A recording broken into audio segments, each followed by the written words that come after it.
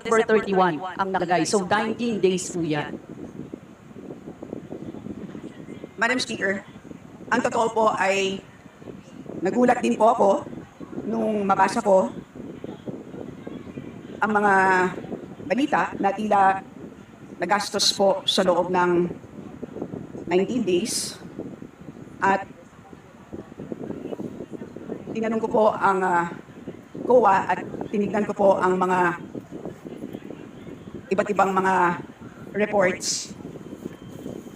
Pero hindi po ito nagastos sa loob ng 19 days kung hindi 11 days po. Madam Speaker. Now, Madam Speaker, 11 days, ang hirap no, isipin kasi parang kung surveillance yan, ilang reward payment po yan na aabot ng